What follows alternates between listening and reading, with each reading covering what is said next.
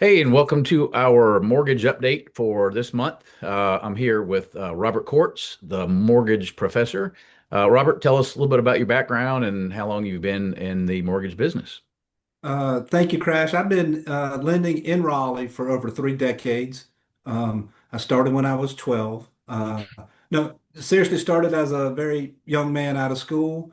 And over the time, became the mortgage professor because I love to teach my clients how to find their best loans. Well, there's probably not much you haven't seen in the mortgage industry. Ups and downs and overs and that. This last year was remarkable. So Yeah, it's it's been an interesting year for sure. a lot of changes coming still.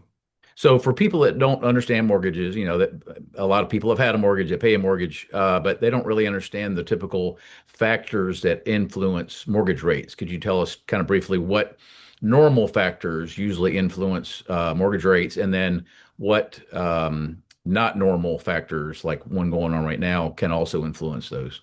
Right. Well, I love this question. Keep in mind that for the most part, it is a market driven. Rates are part of a financial market.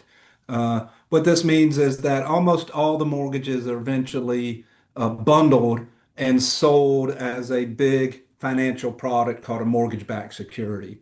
And it's a bond. So rates typically move with the bond market. When bond rates go up, mortgage rates go down, and vice versa. But it is a financial product and it is very market driven.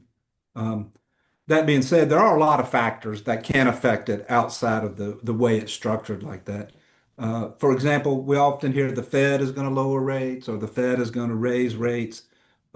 That's more about expectations. Right. It doesn't normally typically have any kind of one-to-one or direct up or down as soon as it's announced. Um, Right. And then the big influence right now that's external, it's rare, is Iran, right? Right. So geopolitical unrest, especially in the Middle East, a lot of people are worried about inflation, what that's going to do to fuel prices. That had a very negative effect at open a market first of this week. We saw definitely upward pressures. Um, but there's also other things such as inclement weather or national trends, insurances. So it's structured as a market, but there are certainly outside influences that can affect which way the mortgage rates go. All right, awesome. Thank you. So let's get into the nitty gritty. What are the lowest or thereabout lowest rates that you've seen lately for maybe the 30 and the 15-year mortgages? Okay, yep. Let's talk about what kind of mortgage. Okay. So let's say there's a purchase of a primary residence with at least 20% down, because there's a lot of factors that affect your rate, not Right. just what the rate is at any moment. But if you're a Right. strong borrower, good down payment, excellent credit, we've seen the 30-year fixed vacillating around 5.75 to 6.25 this year. So if that's a half point range.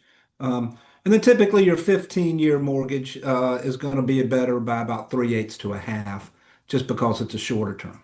All right. Now, how about for somebody buying a second home or an investment home? Second home and investment homes are always come with a higher rate because they have a higher potential for foreclosure. All right.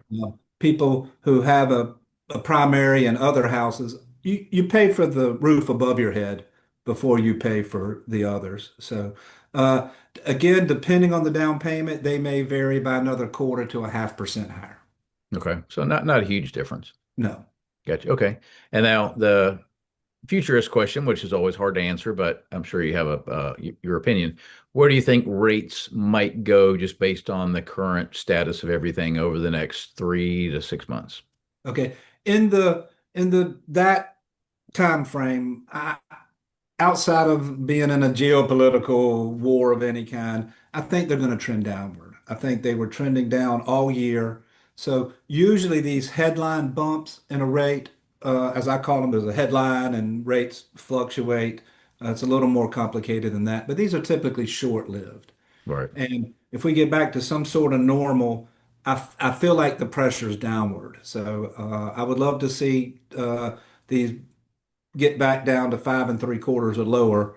Um, but in the short term, if you have a contract, I recommend you lock because right now they might bump up more than they'll slide down. So Right. Okay. short-term lock, long-term, I think we're going to continue downwardly. All right. And then the adjustable rate, which sometimes in the past has been cheaper, but right now it's not, right? Right. So I get this question a lot, Crash. What's going on with ARM rates, right? An adjustable rate mortgage, typically you would expect a lower interest rate at the time you get it because you're willing to have it adjust later. But the market is such that long-term rates uh, are lower than short-term rates. So right now, an ARM has an interest rate like a 30-year fixed. Hmm. So there's no advantage to that additional risk. Right. I got you. Okay. Well, sounds great. So, if people are looking at a house or thinking about buying a house, call me. I'd love to be your realtor. I'd love to help you out, negotiate the best rate we can get, protect you from any kind of unknown things you may not know to look for. And definitely call Robert. Always, always helps to be pre-approved, right? Absolutely. And as I tell all my clients or anyone out there, get you a second opinion when you need it. Uh, Lock in with a trusted realtor and be ready to move quickly. All right. All right. Thank you, Robert. I appreciate it. We'll see you next month for our next mortgage update. Always a pleasure, Crash. Thank you. All right, man. Thank you.